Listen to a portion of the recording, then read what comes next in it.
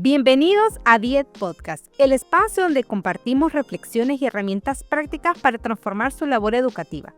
En cada episodio exploramos tendencias en pedagogía, innovación educativa y metodologías activas que influyen en los espacios de aprendizaje. Diet Podcast, producido por la Decanatura de Innovación Educativa de Unitec, le invita a unirse a una comunidad de docentes comprometidos con la calidad educativa y el uso de tecnologías en los espacios de aprendizaje. Hola a todos, sean bienvenidos. Mi nombre es Mario Ordóñez. En el episodio de hoy hablaremos del papel de la retroalimentación significativa en la educación, la cual es muy importante para el desarrollo de competencias de los estudiantes, ya que lo posiciona en un rol activo en el proceso de aprendizaje. En esta ocasión nos acompaña la licenciada Isis Zavala. Ella es neuropsicóloga y tiene experiencia como docente en todos los niveles educativos. Bienvenida, licenciada, ¿cómo está? Hola, buenas a todos, bienvenidos. Me encuentro muy bien y muy emocionada y agradecida por la oportunidad y por esta invitación, que sabemos que este es un tema muy importante en el proceso de enseñanza-aprendizaje. ¿Y usted cómo está? Estoy muy bien, muchas gracias. Realmente emocionado de compartir un poco de sus conocimientos y su experiencia con respecto a la retroalimentación significativa. Y de hecho, usted nos comentaba fuera de set que tiene experiencia a lo largo de todos los niveles educativos, lo cual asume muy enriquecedor para su praxis. Hablando de ese tema, nos gustaría ver si nos puede compartir una experiencia memorable en la que la retroalimentación que ofreció a sus estudiantes tuvo un impacto significativo en su desempeño o en su actitud. Creo que una de las experiencias más memorables sucedió durante una actividad que realizamos en lo que es una simulación compleja. Para ponerlos en contexto un poquito, una simulación compleja es donde el estudiante hace escenarios en un entorno seguro, confiable, de retos que se puedan presentar en el ejercicio profesional. Entonces, un estudiante es elegido para poder ejecutar lo que es el rol del profesional. Es muy común que los estudiantes presenten cierta inseguridad, que duden al ser elegidos, ¿verdad? Porque no se sienten preparados o se sienten inadecuados o no con el conocimiento tan completo para poder hacerlo. Entonces, recientemente incluso sucedió. En un escenario, una de las estudiantes fue seleccionada, lo hacemos por medio de ruleta, y al momento de que es seleccionada empezaron los comentarios, ¿no? Es que no, Lick, voy a fracasar, o es que siento que el escenario no lo voy a ejecutar de una manera adecuada. Entonces, aquí es donde la retroalimentación significativa es crucial, porque se ejecuta a lo largo de todo el proceso del estudiante. Entonces, al inicio se hace un briefing para el estudiante, se le da una introducción de lo que va a suceder en el escenario. Aquí traté de validar los sentimientos del estudiante de inseguridad, de dudas que pudiera tener, porque es común que ante estos desafíos, ante estas situaciones complejas, ellos presenten este tipo de comportamientos. Entonces traté de validar esas emociones y traté de acompañarle y aclarar las dudas que ya tuviera. Y después del escenario viene el momento más enriquecedor. Aquí se le da el espacio a todos los compañeros y al estudiante que ejecutó el rol para que puedan hacer una colaboración de observaciones y opiniones acerca de lo que sucedió. Y aquí es donde la retroalimentación me ayudó a dar de feedback también para mí lo que había sentido el estudiante. Se le dio el espacio para que ella expresara cómo se sintió, cómo consideró que ejecutó el escenario, qué puntos de mejora tenía, y también aclaró sus dudas en compañía de sus compañeros, ¿verdad? Entonces, considero que es bastante memorable para mí porque me brinda a mí también una orientación de conocer al estudiante, de escucharle, de conocer las dudas y temores que puedan tener ellos para también guiar mi práctica docente de esta manera, dándoles el mejor apoyo posible, ¿verdad? Entonces, eso creo que es muy importante, brindarle la seguridad también al estudiante por medio de la retroalimentación, resaltando puntos de mejora, pero también fortalezas que se encuentran en estas actividades. De manera que la retroalimentación no solo es al final, entonces es un proceso durante toda la actividad. Así es un proceso durante toda la actividad y también actividades sumativas y formativas también, no solamente en esos trabajos que el estudiante va a ganar puntos, sino que también cuando estamos en ese proceso que desarrolla las habilidades necesarias y las competencias para su ejercicio profesional. ¿Y cómo hacer, licenciada, con esos estudiantes que de repente se pueden tomar a mal lo que usted les diga. ¿Cómo hacer para que no se tomen a mal esa retroalimentación que usted les da?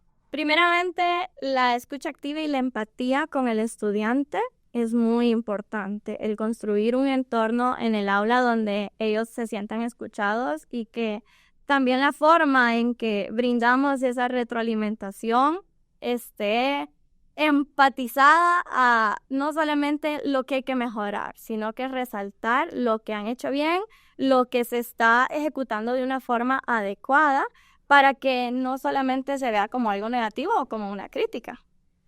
Entiendo.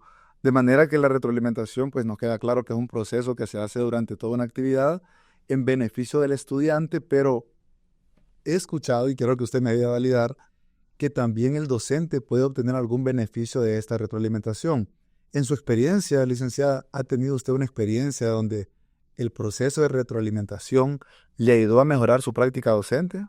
Claro, como docentes y como personas, considero que estamos en constante aprendizaje y actualización. Sobre todo una herramienta que tenemos mucho en lo que es la universidad es que el estudiante al final del trimestre nos brinda una retroalimentación de cómo vieron nuestras metodologías, ¿verdad? De cómo ellos, las expectativas que ellos tenían al inicio de las clases fueron tal vez superadas y cumplidas. Entonces yo me tomo el tiempo muchas veces de leer todos esos comentarios que el estudiante también se sienta a redactar y a tomarse su tiempo para poder expresar su opinión. Entonces, esos comentarios me han ayudado a mí, ¿verdad?, a implementar estrategias, metodologías más activas, más dinámicas, sobre todo ahora que con la tecnología nos han brindado el espacio de la teledocencia.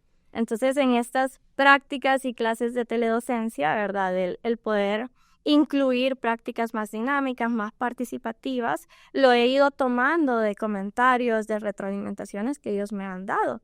Y también considero que la retroalimentación no solamente es verbal. Uno como docente va conociendo y va viendo en el proceso del estudiante qué hay que mejorar en las metodologías y las didácticas que estamos impartiendo. Entonces ahí uno conoce al estudiante, conoce al grupo, cada grupo es diferente, entonces cada grupo nos brinda experiencias de qué hay que mejorar. Y de esta manera, pues, se van implementando en las clases y en las actividades que desarrollamos. En la pregunta anterior hablábamos de un tacto, de la forma en cómo darle al estudiante esa retroalimentación.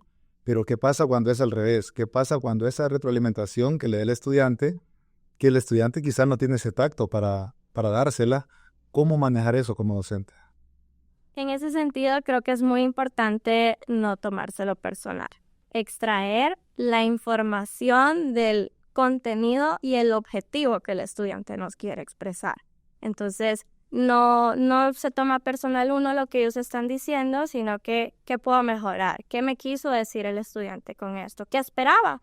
¿Qué expectativas puedo seguir agregando yo a mi aula de clases para que los estudiantes también puedan desarrollar las competencias? Porque no solamente queremos que el estudiante adquiera conocimiento, sino que también ese conocimiento lo puedan poner en práctica. Y es algo que solamente con conocer al estudiante vamos a ir identificando las estrategias que me permiten a mí desarrollar esas competencias en ellos. Considerando que el aprendizaje es un proceso continuo, ¿cuáles son algunos desafíos más comunes que ha enfrentado al proporcionar retroalimentación significativa a sus estudiantes? Podría resumirlos en 3. 1, la limitación en tiempo. Proporcionar una retroalimentación que sea personalizada y que brinde realmente una atención al estudiante a veces es bien complicado, sobre todo cuando tenemos aulas de clases que son una gran cantidad de estudiantes. Entonces, creo que es buscar el equilibrio donde mezclamos o utilizamos una retroalimentación mixta entre una retroalimentación a todo el grupo de alumnos, brindar también espacios de retroalimentación entre pares, porque también la retroalimentación significativa tiene ese objetivo, donde yo brindo espacios para que entre ellos construyan conocimiento, que también resalten en qué hay que mejorar, que reflexionen acerca de sus estrategias y su desempeño en cuanto al aprendizaje, ¿verdad? Entonces, ahí también brindar retroalimentación entre pares y la retroalimentación individual, que ya se hace en los trabajos. Creo que La segunda desafío o limitación que tenemos es que hay estudiantes que tienen dificultad para autoevaluarse. La autoevaluación es crucial para poder proporcionar un aprendizaje autónomo. Entonces, tenemos que, como docentes, guiar al estudiante por medio de preguntas reflexivas, por medio de espacios donde ellos puedan también evaluar el desempeño, evaluar qué pueden mejorar y qué logros también han adquirido, porque también se les dificulta un poco identificar los logros que tienen en ese proceso de enseñanza-aprendizaje. Y el último desafío sería la resistencia al feedback que hablábamos, ¿no? Cómo a veces se puede tomar como crítica, como una negativa de esta retroalimentación que limita la disposición del estudiante a recibirlo. Entonces, es especialmente importante brindar una retroalimentación donde enmarcamos tanto los comentarios positivos como esas áreas de mejora para que puedan estar más abiertos a escuchar y a implementarlo, porque también no solo quiero yo que lo reciba, sino que lo implemente en ese proceso de aprendizaje. Me pongo a pensar, licenciada, actualmente tenemos escenarios donde ya se practica muy común la teledocencia, tenemos educación virtual. Imagino que salen cada vez más desafíos relacionados a este tipo de metodologías que se implementan o modalidades. Me gustaría que nos compartiera desde su experiencia qué estrategias ha utilizado para superar estos desafíos, llámese modalidades, llámese lo que usted nos mencionó, que le pueda garantizar la retroalimentación efectiva al estudiante o una retroalimentación más valiosa. Así como cualquier proceso en el aula, tanto virtual como presencial, es importante que se den las condiciones para la retroalimentación.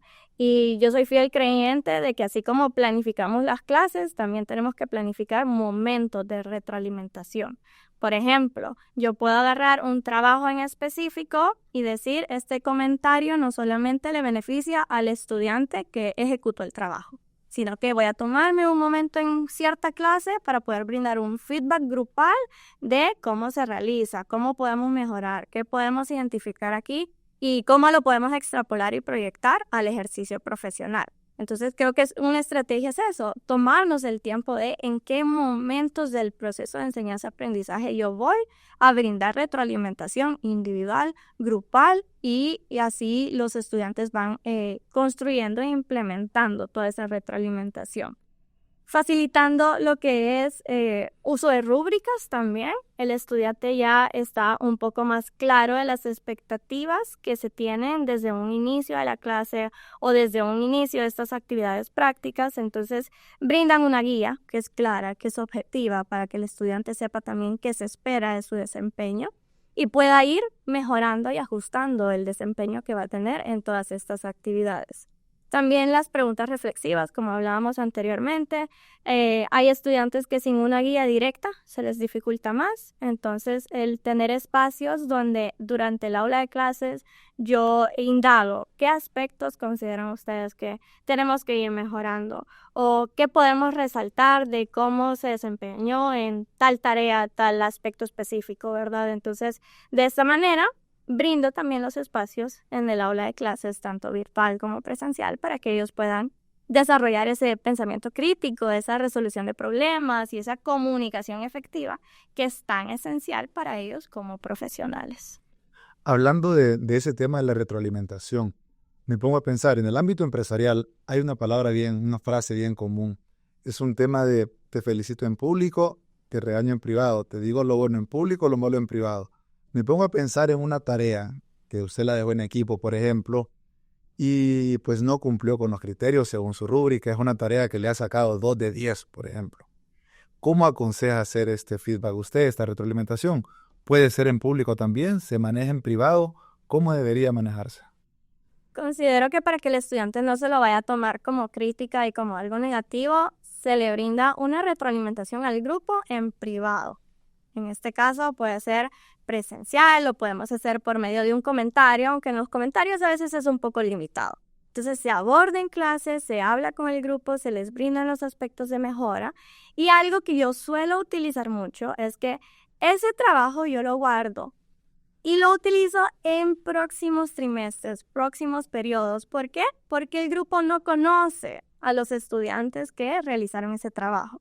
Entonces solo lo proyecto el trabajo, analizamos qué podemos hacer mejor en este trabajo, qué podemos implementar, ¿verdad? También es un ejemplo que tenemos para que ellos puedan guiar. Me sucede mucho con los ensayos, con las investigaciones. Los estudiantes tienen dificultad para realizar estas tareas. Entonces, es un ejemplo de cómo hacemos un buen ensayo. ¿Qué lleva un ensayo? ¿Qué queremos decir con un ensayo? ¿Cómo citamos en las investigaciones? Entonces, tal vez en público no lo hago con esos mismos estudiantes, pero sí tomo de referencia, tomo de modelo ese trabajo para próximos estudiantes que tengo y eso les da una guía de lo que hablábamos, qué se espera de ellos en cuanto a estas tareas, estas actividades que realizamos. Si pudiéramos englobar, licenciada, de manera general, con base a su experiencia, yo sé que nos ha comentado algunas prácticas que hace, que ha realizado, pero si tuviéramos que mencionar las principales, ¿cuáles serían esas mejores prácticas que usted recomendaría para proporcionar una retroalimentación constructiva y sobre todo motivadora a sus estudiantes? Con los estudiantes tenemos que implementar mucho lo que es la comunicación asertiva. Hay una técnica en la comunicación asertiva que se llama la técnica del sándwich. No sé si usted la ha escuchado. No. Ok, esta técnica del sándwich habla de que comenzamos con algo positivo, luego vienen los aspectos de mejora y yo termino con un mensaje motivador o con algo también positivo que puedo resaltar. Entonces es una práctica que me ayuda a mí a que el estudiante también vea el beneficio, el objetivo de por qué yo le estoy diciendo esto. Porque no solo le digo, esto está mal o este trabajo no fue bueno, sino que yo ya me voy específicamente a, considero que este análisis estuvo muy sólido, pero podríamos mejorar en ciertos aspectos. Sigamos haciendo un gran trabajo que he visto el cambio en los trabajos o he visto el cambio en las prácticas con actitudes y competencias que usted ha desarrollado. Entonces nos ayuda mucho a que el estudiante esté más abierto, ¿verdad? Más atento y que lo ponga en práctica en su proceso.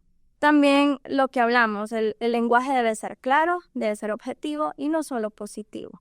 Yo tengo que enfatizar qué es lo que espero del estudiante, qué es lo que se está haciendo bien y de esta manera pues también enfocarme en comportamientos que son observables en los resultados. Cuando hablamos de retroalimentación hay distintos tipos. Puede ser retroalimentación del resultado, del proceso, una retroalimentación más autorregulada, donde yo lo que espero es que el estudiante tenga un aprendizaje más autónomo o una retroalimentación también a la propia persona. Porque no solamente queremos formar competencias técnicas para el ejercicio profesional, sino que también esas competencias blandas que el estudiante necesita. Sobre todo yo doy clases para estudiantes que van a trabajar en el área de la salud y es muy importante que desarrollen esas competencias blandas de cómo tratar al paciente, cómo tratar a los niños, en este caso porque trabajan con niños. Entonces, también ser bien específicos y objetivos en qué esperamos de ellos. Y por último, establecer las expectativas desde un inicio, donde la retroalimentación, como hablábamos, puede ser desde un inicio, durante el proceso, pero también posterior, para que el estudiante también pueda trabajar en esas barreras que le limitan a lo largo de su aprendizaje. El estudiante es mucho más que el conocimiento que adquiere. Muchos estudiantes lo que les impide llegar a desarrollar las competencias son barreras emocionales, inseguridad, falta de confianza, los mismos aspectos personales que llegan a interrumpir el rendimiento académico. Entonces también tener esta parte de la escucha activa para ver las necesidades que tiene el estudiante y crear ese espacio de empatía y donde ellos se puedan abocar a uno para que también la retroalimentación sea un proceso de ida y vuelta. Tanto yo le devuelvo al estudiante como el estudiante me devuelve a mí con sus actitudes, con su desempeño y con lo que está esperando de mí como docente. Me quedé pensando realmente en la técnica del sándwich. Será por el nombre que es curioso, pero me queda claro que es comenzar con algo positivo, luego trabajamos un aspecto de mejora y terminamos con algo positivo. Hay cierto balance que se debe hacer ahí. Entendemos que tenemos una retroalimentación positiva, una retroalimentación constructiva. ¿Será suficiente la técnica del sándwich para ese balance que imagino que tiene que hacer el docente con respecto a la retroalimentación positiva y constructiva? ¿O podría sugerirnos algo más para tener un balance y no solo enfocarnos en lo bueno o tampoco solo enfocarnos en lo malo? Sí, como les hablaba, conocer a los estudiantes. Sé que a veces es difícil, pero conocer el mundo, el contexto del estudiante también nos brinda hacia dónde dirigirnos con esa retroalimentación. ¿Cómo brindo yo la retroalimentación a este estudiante que yo he visto qué tipo de personalidad tiene? ¿Cómo se lo va a tomar, verdad? Entonces también la parte de, podríamos decirle, ¿no? Ese juicio que tenemos como docentes, como profesionales, para poder saber hacia quién me dirijo, cómo lo voy a hacer y siempre tener en cuenta que todos tenemos un contexto de dónde venimos, cómo somos y en base a eso poder brindar un buen mensaje. Gracias, licenciada, por compartirnos un poco de su aprendizaje obtenido a lo largo de su experiencia. Hemos aprendido mucho sobre el tema de la retroalimentación significativa, que comúnmente está asociada a la mejora del estudiante, pero hoy aprendimos que también el docente puede verse beneficiado de esta técnica. Otro tema que me gustaría destacar es que la retroalimentación no solo se da al final de una actividad, sino que también puede darse durante todo el proceso de la misma. Y recuerden la técnica del sándwich, que nos ayuda a hacer un balance entre las cosas positivas a destacar y las oportunidades de mejora identificadas. Y sobre todo, recuerden ser empáticos al dar estas retroalimentaciones a los estudiantes. Muchas gracias, licenciada Isis, por acompañarnos en este episodio. Ha sido un placer. Espero que las experiencias compartidas en este podcast sean de provecho y puedan implementarlas en sus labores diarias. Gracias por acompañarnos en este episodio, su espacio virtual que promueve la innovación y la reflexión en la educación superior. El contenido presentado refleja las opiniones de los invitados y no necesariamente la postura oficial de DIED Podcast ni de la Decanatura de Innovación Educativa. DIED Podcast es una producción de la Decanatura de Innovación Educativa de UNITEC.